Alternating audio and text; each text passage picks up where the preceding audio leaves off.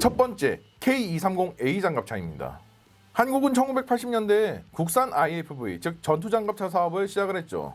전투장갑차는 단순히 보병을 수송해주는 것뿐만 아니라 보병과 같이 따라다니면서 전투와 엄호도 진행을 해줄 수가 있어야 됩니다.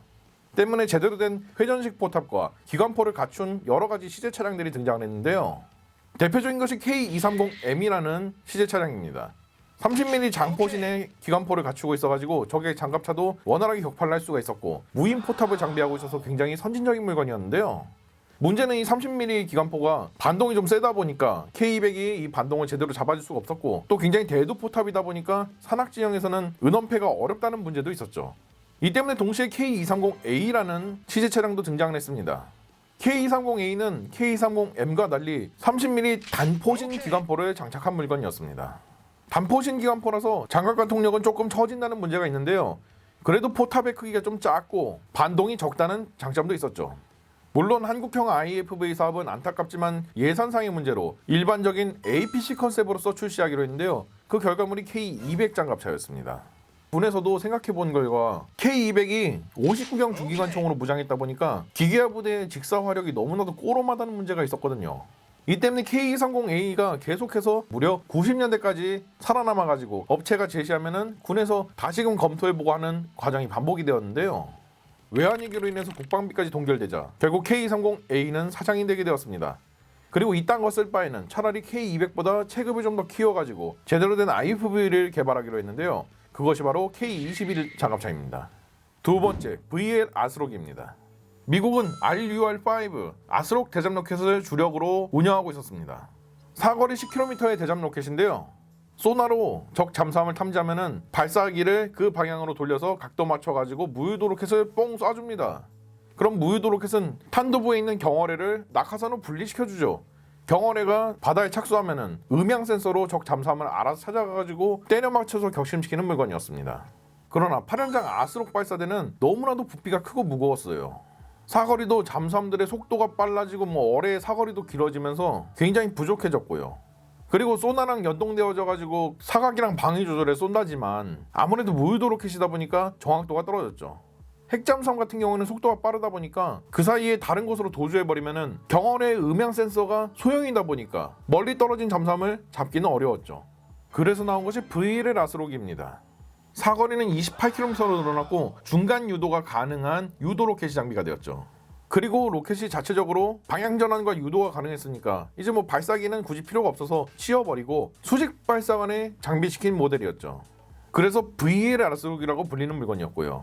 경어뢰도 성능이 더 좋아진 MK54 경어뢰가 달리게 되었습니다. 1990년대부터 절찬리에 미 해군에서 사용이 되게 되었는데요. 한국 해군도 원래는 이 물건을 도입해보려고 검토를 했었습니다. 한국은 한국형 구축함 사업을 진행하면서 동시에 대잠 로켓을 도입하는 사업도 진행을 했었는데요. 한국형 구축함 사업의 마지막 관문이었던 KD3 세종대왕급 이지스3 같은 경우에는 이 세트 구성품이 미국제 SQQ-89 대잠전체기였거든요. 여기에 연동되는 대잠 로켓이 VL 아스록이다 보니까 당연히 도입이 검토가 되었던 것이죠. 그러나 한국은 이미 신규 국산 대잠 로켓을 개발한 중이라서 SQQ-89와 VL 아스록 모두 나가리를 먹었고요. 나중에는 국산 대잠 로켓인 홍상호 대잠 로켓을 콩스버그제 대잠전체기에 인티그레이션 시켜가지고 운영을 하게 되었죠. 세 번째, OV-10 브론코입니다. 1960년대 미국은 베트남전에 발을 들이밀었습니다.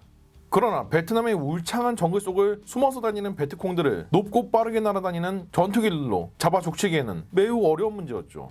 그래서 저 속에서 적진 상공을 장시간 채공해주면서 적이 나타나면은 백린 로켓으로 적의 위치를 표시해주고 그곳으로 화력을 유도해주는 전선 통제기 겸 적의 게릴라가 나타나면은 로켓이나 기관포를 쏟아부어가지고 잡아줄 대게릴라 전용 경공격기가 필요했었습니다. 물론 그런 목적으로 쓰라고 A1 스카이레이더라는 물건이 있긴 했는데요. 이거는 한국전쟁 때부터 쓰던 물건이라 가지고 노후화가 심각했었습니다. 그래서 세스나사에서 개발해가지고 전선 통제기나 연락기로 쓰고 있던 O1을 조금 체급이 키워서 개량한 O2를 도입을 하게 되었는데요. 여전히 최고 속도는 시속 370km에 최대 이륙 중량은 2.4톤에 불과했죠. 그래서 각 잡고 체급을 확 키워서 만든 물건이 OV-10 브론코입니다. 최대 이륙 중량은 6.5톤까지 늘어나서 O2 대비 무려 3배 가까이 체급이 커졌죠. 덕분에 500파운드 폭탄부터 시작해서 나중 가면은 헬파이어 대전차 미사일 8발에 사이드와인더 공대공 미사일까지도 운영이 가능했었습니다. 화물 캐빈을 가지고 있어가지고 긴급 전수수송도 가능했고요. 캐빈에 사람도 탈 수 있어서 특수전이나 혹은 탐색 구조 임무에도 사용을 할 수가 있었습니다. 속도도 O2에 비해서 100km나 빨라져가지고 굉장히 쓸모가 있었죠. 특히나 1980년대 미 해병대 같은 경우에는 헬파이어 미사일을 유도해 줄 수 있는 슈퍼코브라가 수량이 얼마 안 됐었어가지고 무려 1990년대까지 브론코들이 이 헬파이어 미사일을 달고 작전하는 진풍경이 벌어졌을 정도거든요. 그래서 이렇게 굉장히 절창리에 오랫동안 쓰이게 되었는데 한국도 이 브론코를 도입을 할 뻔했습니다. 그것도 무려 2번이나 도입 기회가 있었는데요. 일단 한국 같은 경우에는 1974년부터 O2를 도입해가지고 전선 통제기 겸 경공격기로 쓰고 있었습니다. 그러나 아까 이야기했다시피 O2는 그런 목적으로 쓰기에는 체급이 너무 작아가지고 채공시간과 무장량이 딸렸죠. 그래서 한국 공군에서는 1980년대에 브론코를 아예 정식 도입을 해오려고 48대의 도입 계약을 체결했는데요. 당시 도입되려던 모델은 야간전 장비가 달린 OV-10D 브론코를 한국의 작전 환경에 맞춰서 커스텀 개량을 한 OV-10G 브론코라는 좀 특별한 버전이었어요. 그러나 당시 전두환 대통령은 전투지원 장비에는 돈을 쓰기 싫어하는 사람이었습니다. 아니, 전투지원 장비는 도입해봐야 티도 없고 멋도 안 나는데 전투 장비는 도입을 하면은 전체적인 전력 주수가 뻥튀기 돼서 보이고 또 간지도 나잖아요.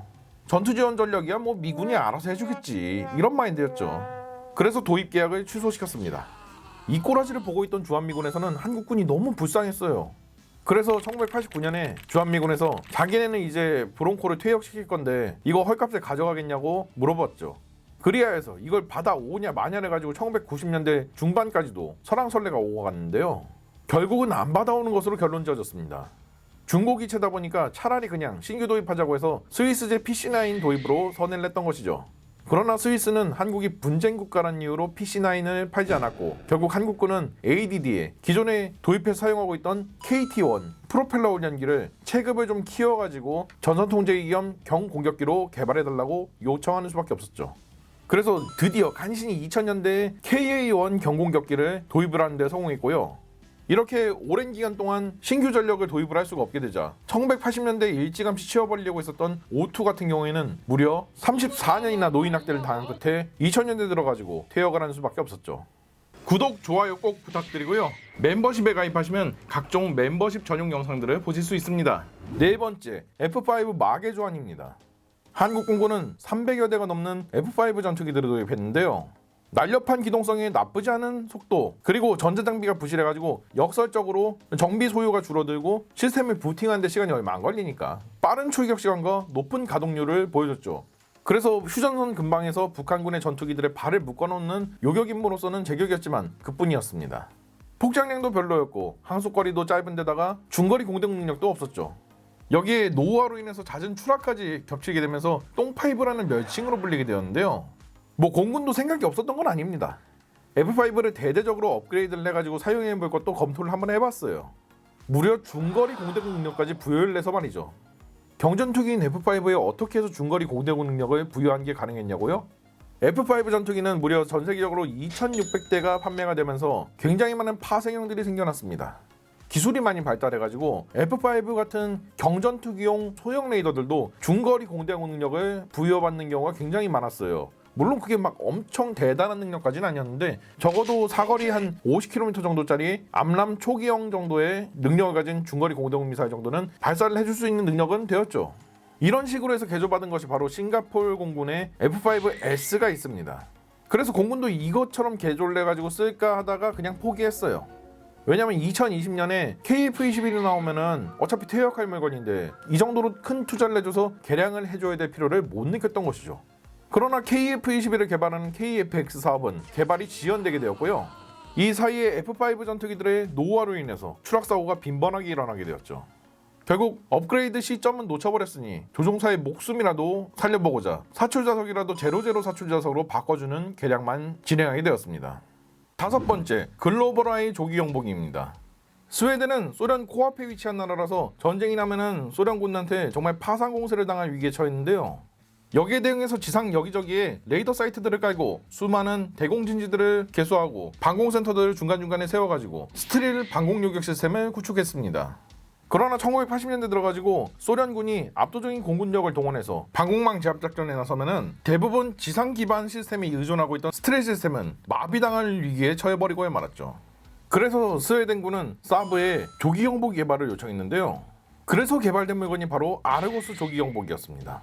쌍발 프로펠러기인 사브 340 비즈니스 민항기에 LEI라고 불리는 에이사 레이더를 장착한 조기 경보기였는데요.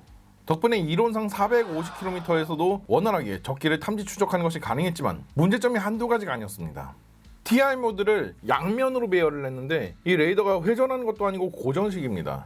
이 때문에 레이더가 전방과 후방은 볼 수가 없다는 치명적인 문제가 발생하고요. 사브 340 자체가 작전 고도가 7km에 불과해가지고 LEI 레이더의 탐지 거리를 제대로 살릴 수가 없었습니다. 지구는 둥그니까 높이 올라가야만 수평선 한계가 덜해져가지고 멀리 볼 수 있는 원리거든요. 이 때문에 아르고스 같은 경우에는 레이더의 탐지 거리가 사실상 300km대로 제한이 되었습니다. 채공 시간도 실제로는 한 5시간 정도라서 굉장히 작전 시간의 제약도 컸고요. 그래서 레이더 시스템만 봄바르디어사의 글로벌 6500이라는 비즈니스 제트기에다가 올려가지고 만든 게 바로 글로벌 아이입니다. 작전 고도가 9에서 10km까지 올라가가지고 이제 드디어 레이더의 제성능을 발휘할 수가 있게 되었고요. 레이더도 최신형 지라갈륨 소재로 교환을 해가지고 탐지 거리를 넓힌 LEI ER 레이더가 사용이 되었죠. 그래서 550km에서 적기들을 탐지하고 원활하게 추적할 수가 있었습니다. 기체 하방에는 시스프레이 7502 해상감시 레이더가 장비가 되어가지고 MPA 즉 해상감시 임무도 원활하게 수행할 수가 있었죠. 게다가 전자광학 장비와 열상 장비를 가지고 있기 때문에 지상 목표물에 대한 추적도 가능한 굉장히 만능 조기 경보기였죠. 채공 시간도 11시간으로 늘었는데요. 이는 한국이 가지고 있는 조기 경보기인 E2737보다 훨씬 더 긴 수준의 채공 시간이죠. 한국은 EX 사업을 통해 가지고 E2737 조기 경보기 4대를 들어왔는데요. 4대 가지고는 사실상 정비도 받고 훈련도 해야 되니까 24시간 공중 조기 경보 관제를 하기가 좀 어렵다는 문제가 있어서 4대를 추가적으로 들여오는 EX 2차 사업을 시작을 했죠.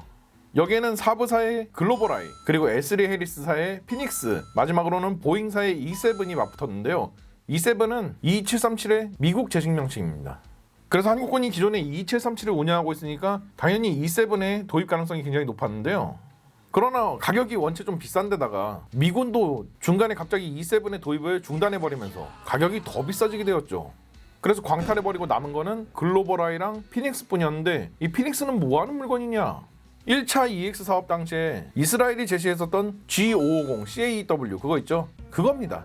그때 당시에 밀덕계에서 G550 CAEW 사오면은 빨강이니 뭐니 그랬었는데 그분들이 지금 이 상황을 보면은 뭐라고 생각이 들까요?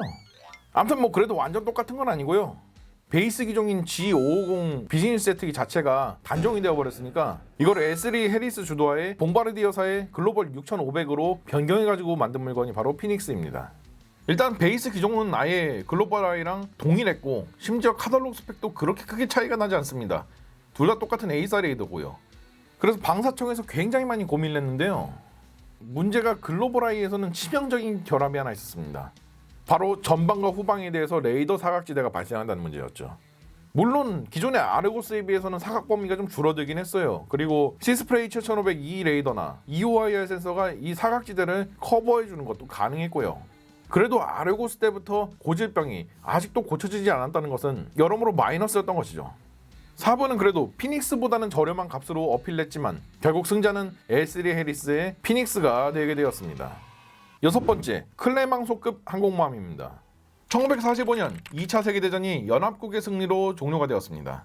그리고 해방된 프랑스는 또다시 다른 민족들을 억압하려고 식민지 유지 전쟁에 들어갔는데요. 이때 당연하지만 원거리까지 무력을 투사해주기에는 당연히 항공모함만한 물건이 없죠. 그래서 영국에서 콜로소스급 항공모함을 갖다가 한 척 빌려와가지고 쓰게 되었습니다. 근데 콜로소스급은 만재회 수량 기준 19,500톤이라 가지고 현대의 독도함이랑 똑같은 크기예요.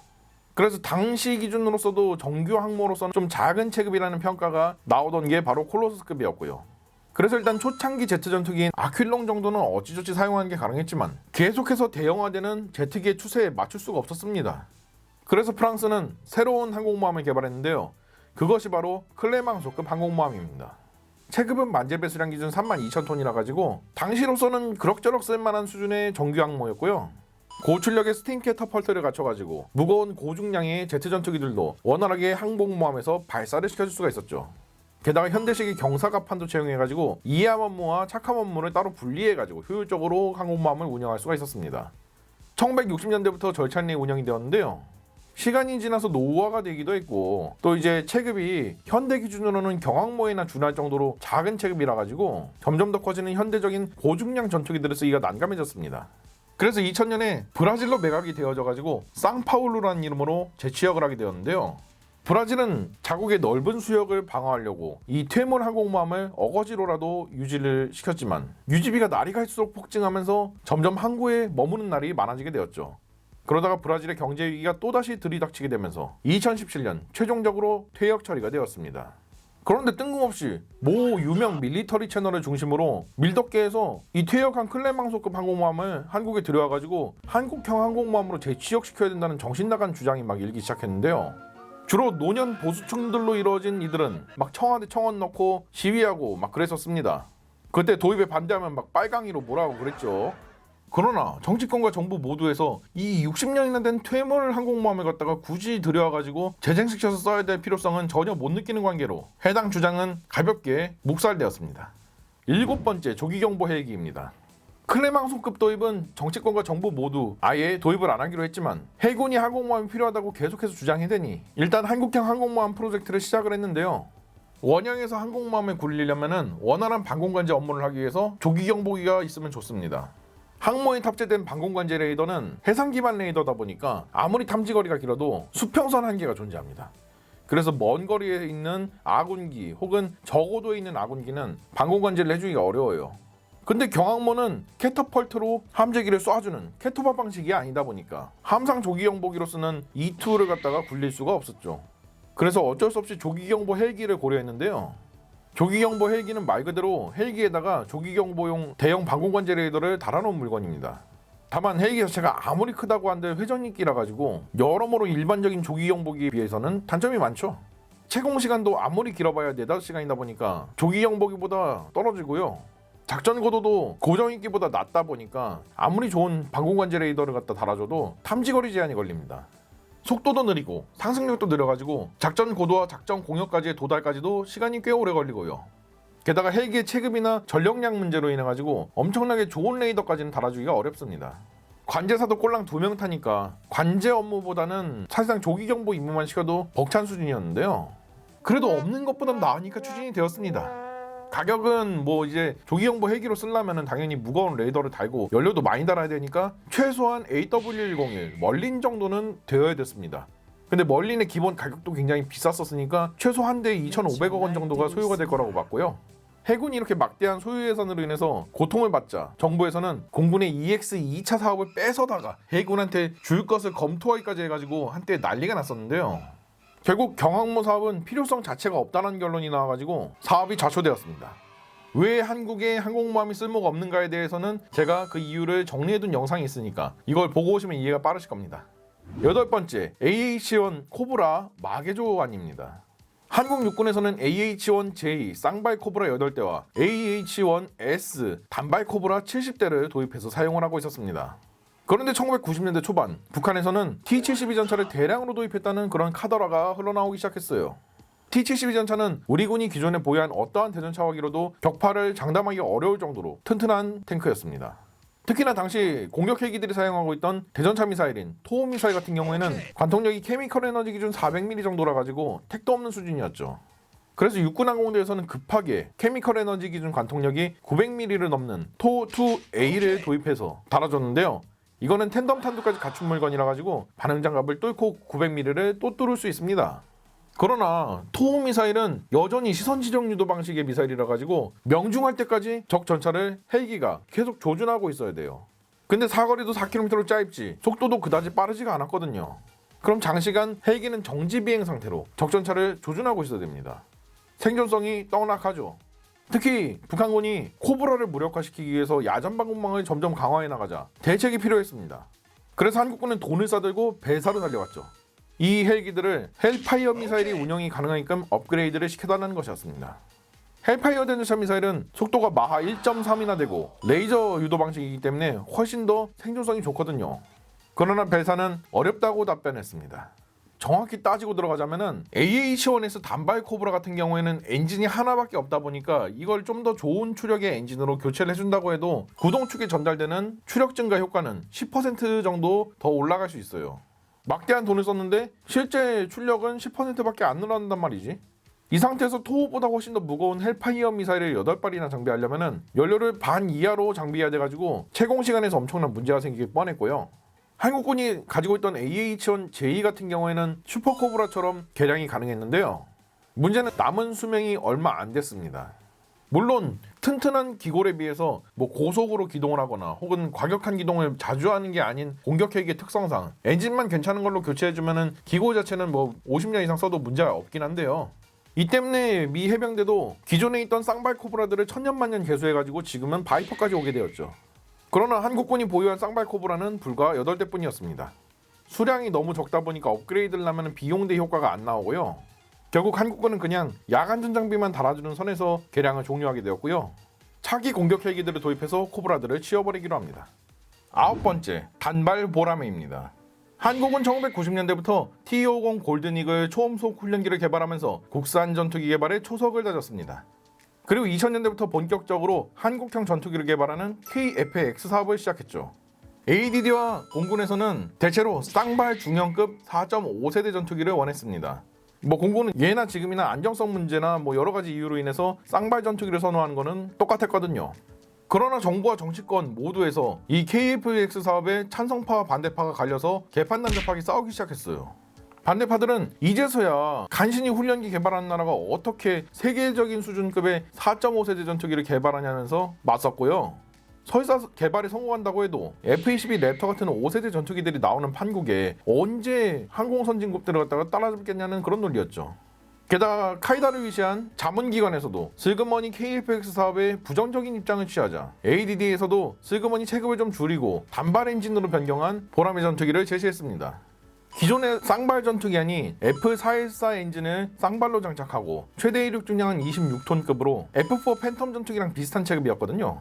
반대로 단발 보라매 같은 경우에는 F-16에 장착하는 F-100 혹은 F-110 터보팬 엔진을 한 개 갖추고 최대 이륙 중량은 22톤급으로 체급이 일본제 F-2랑 똑같다고 보시면 됩니다.